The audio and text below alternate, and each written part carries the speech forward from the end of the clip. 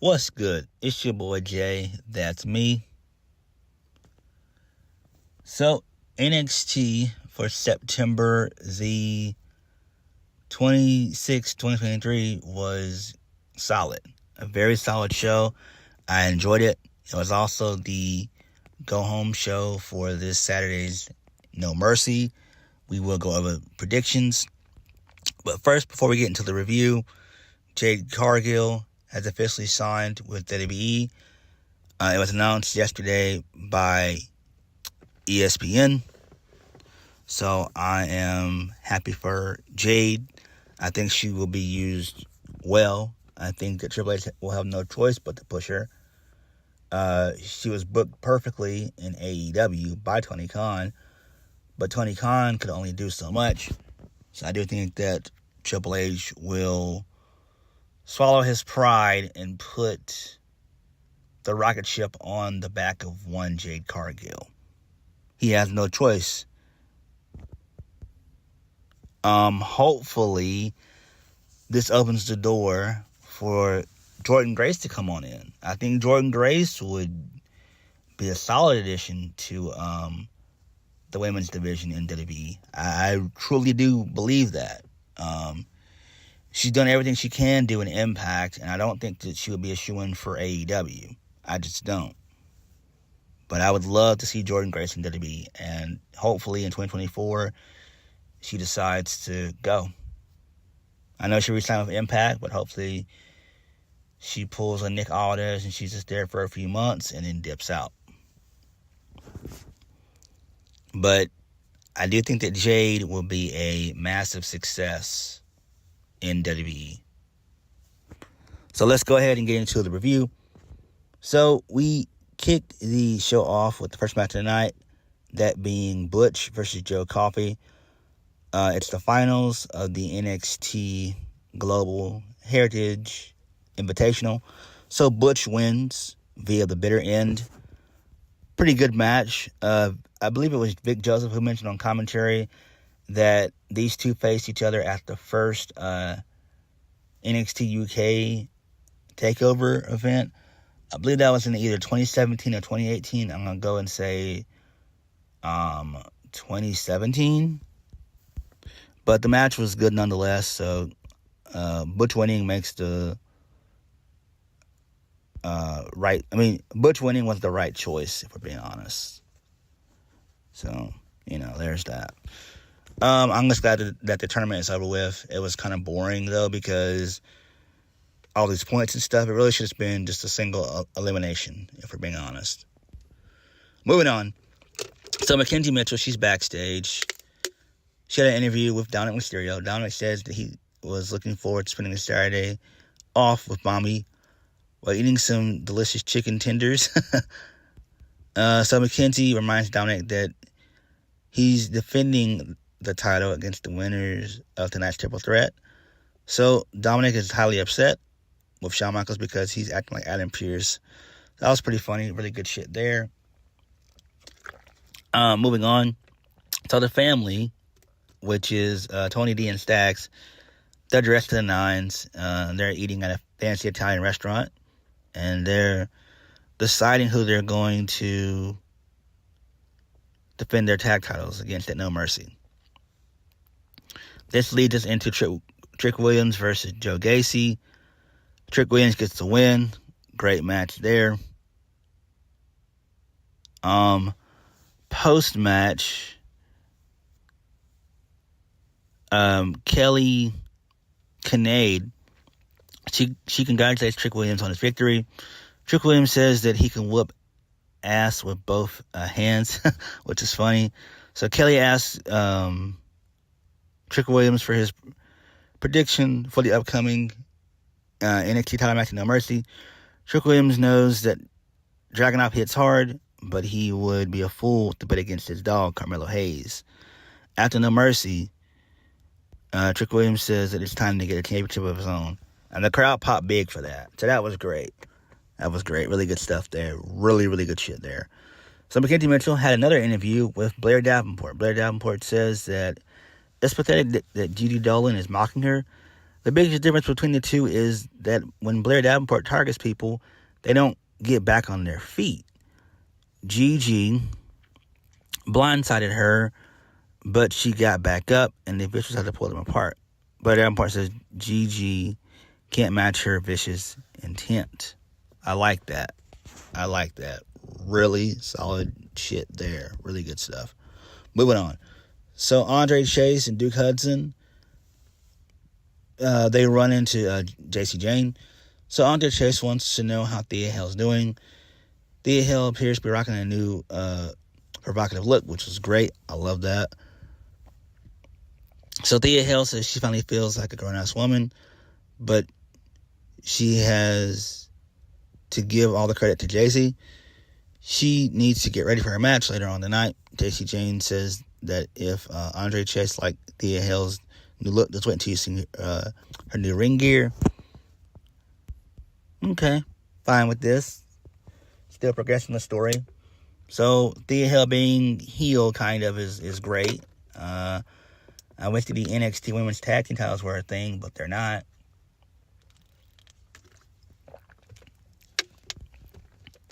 Next, Baron Corbin versus Josh Briggs. Corbin wins via the end of days. Post-match, Corbin gets on the mic and says we're going to find out whether Bron Breakker bites or barks at No Mercy. So, Bron comes out and him and Corbin, they brawl. It was great. Moving on. So, Blair Davenport attacks Gigi Dolin in the locker room. So, the Creed brothers, they join Los Lotharos at the dinner table. They're discussing stuff and eating. So, Trick Williams, he walked into Shawn Michaels' office and got himself and started into the main event, which was the triple threat, now the Fatal 4-Way, to challenge for the NXT North American Championship against Down in Mysterio. So next, we had my boys Out the Mud, which is Bronco Nima and Lucian Price with scripts. So they defeated Hank and Tank. Really good stuff there. Very short. I enjoyed it. Next, a match I didn't give one single fuck about, even though Dijak got some heat in it. That was Dijak and Eddie Thorpe in a strap match. Very short strap match. It was mentioned on commentary that Dijak had like a couple of nieces and nephews. His mom was there. A couple of cousins and brothers were there as well. So Eddie Thorpe gets the win via the elbow drop.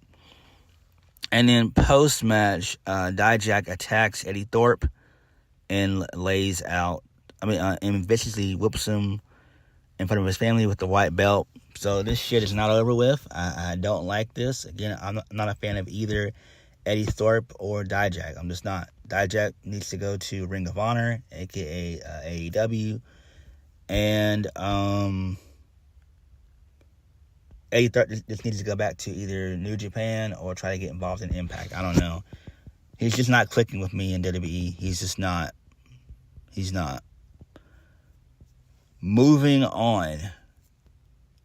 Trick Williams, he wanted to share his excitement about getting a North American title shot, potentially. So Carmelo Hayes was subtly giving Trick Williams a cold shoulder, but he said he was busy preparing for his contract signing with Ilja Dragunov. All right, fine with that. Still planting seeds of the heel turn of Trick Williams. That's going to happen. It's bound to happen. Continuing on, so Bron Breakker and Baron Corbin, they brawl in the backstage area. Next, this leads us into Thea Hale versus Danny Palmer, who we haven't seen in maybe like in a month and a half, I believe. So, Thea Hale wins via the Kimura lock. And then post-match, Andre Chase and Duke Hudson, they look distraught from the podium. And then JC Jane blows a kiss to Chase U. Really good shit there. Really good. That was great. Moving on. So Dominic Mysterio tells Mackenzie Mitchell that Shawn Michaels needs to realize he doesn't run an NXT. Dirty Dom does. He's going to whoop Trick Williams at No Mercy, just like he did to Dragon Lee last night on Raw. And out of nowhere, Dragon Lee decks Dom with a big haymaker. And then referees separated Dragon Lee. Okay, nice. Really, really good stuff there. Next, we got my boy, Brian Pillman Jr. We got a really cool vignette from him. So that is great.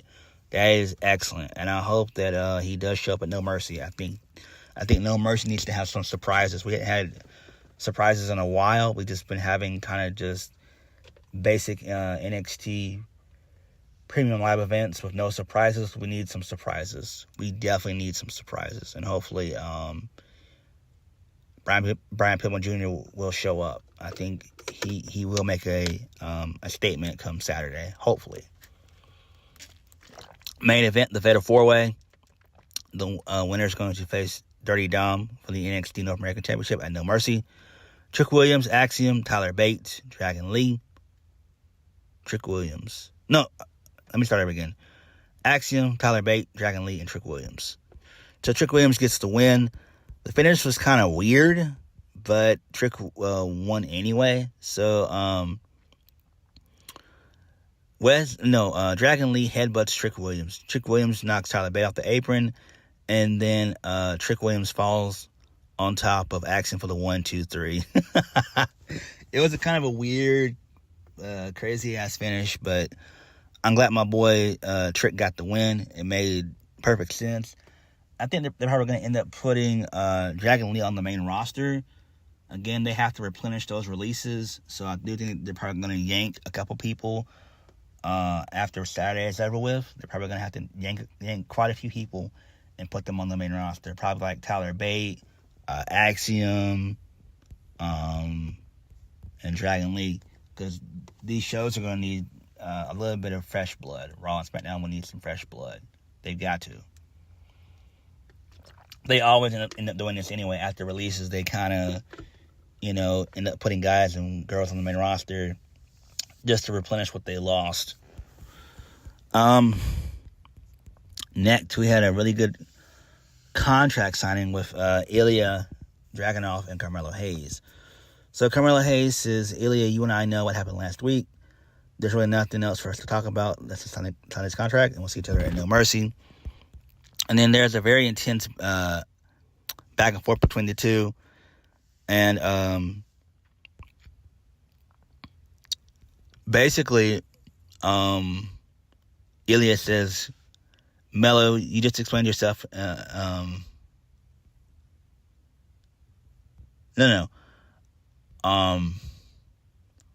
Carmelo Hayes, he said, okay, hold on.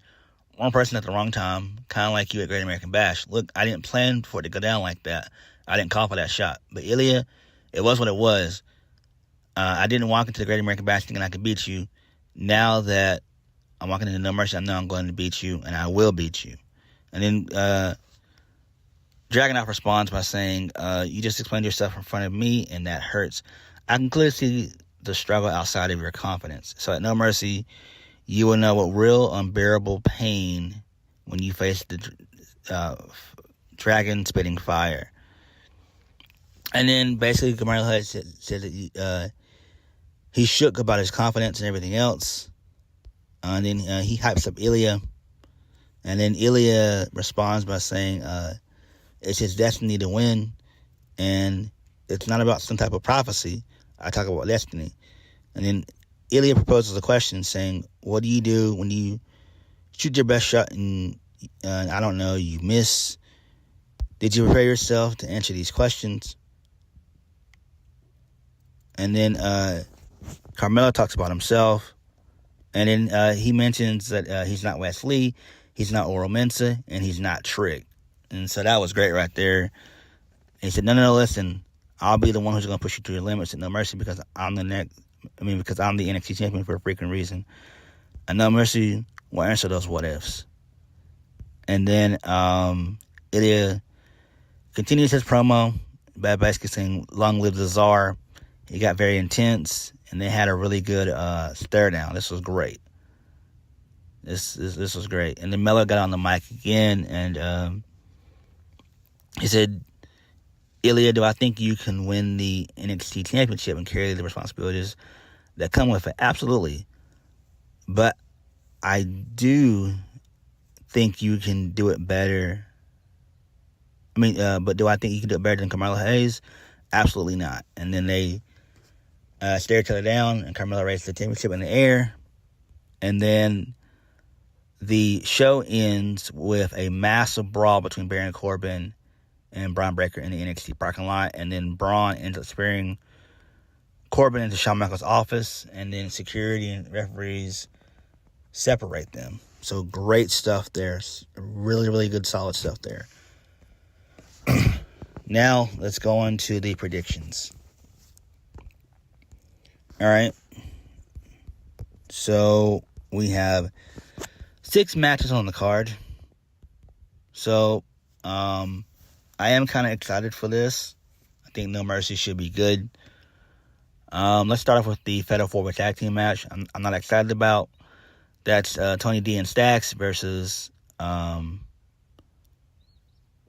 the Mud, which is Bryco Nima and Lucian Price, the Creed Brothers, and Los Lotharios, a.k.a. Humberto Correa and Angel Garza. The family just got the tag team titles, so they'll probably end up retaining. And I guess you could just do individual feuds with these guys going forward. I don't know. Maybe, well, no, I'll say that for my Bron Breakker match. I was going to mention ALP, but I'll say that for Bron Breakker. Moving on. So, Trick Williams versus Dirty Dynamite Mysterio for the NXT North American Championship. I think they're going to end up doing Trick right. I think Trick's going to end up winning. Trick winning would be the right decision. It makes sense. There's no need for Dom to hold on to the NXT North American Championship anymore. There's no need. He's giving it prestige and value. So I think Trick winning would be the right decision. Next, Becky Lynch versus Tiffany Stratton. Extreme Rules match for the NXT Women's Championship. Becky Lynch. I got a feeling they're going to probably end up calling up Tiffany Stratton. I hate to say it. Again, you have to replace the people who were released. You've got to. So, Tiffany might get called up. Maybe. I don't know. But I'm going with Becky Lynch on this one. Next, Noam Dar with the Metaphor, which is Ora Mensa, Lash Legend, and Jakara Jackson versus Butch, the NXT Heritage Cup. Noam Dar is going to retain, obviously. It makes sense. Butch is not going to win. Like, why would he win? For what? He's just there just to be there. We're being honest. Bron Breakker versus Baron Corbin. Bron's going to win, but I think that ALP, the Authors of Pain, they're going to get involved, and I think that'll be Bron's new faction. I think that'll be legit. They might end up bringing Baron Corbin back to the main roster, more than likely. And then the main event, Carmelo Hayes versus Ilja Dragunov 2. I'm much excited for this. I think this is going to be a classic for sure. But I do see Carmelo Hayes losing. I think that Trick Williams is going to end up costing Carmelo Hayes. And then he's going to probably turn heel afterwards. He's going to fully turn heel afterwards. And Dragunov, more than likely, will be NXT champion because it makes the most sense. I think Dragunov can fill the shoes of Carmelo Hayes. Carmelo Hayes has been an okay champion, but Dragunov is somebody that can carry NXT for a while until he goes to the main roster sometime next year. You can always feud Carmelo and Dragunov again, but I do think that they'll probably end up splitting up Trick and Melo. I think it makes sense. Dragunov not winning would be a total travesty. It wouldn't be a good look. If he does not win, I could easily see him going to the main roster, like, instantly. I could see him being plucked from NXT and going straight to Monday Night Raw and being the one to dethrone Gunther if Chad Gable or Tommaso Ciampa fail at dethroning Gunther, it'll probably be Ilja Dragunov. So there's that. But I am excited for No Mercy. But what did you guys think of NXT? Please hit the like button, comment down below, and subscribe to my videos. I'll catch you guys later. Peace.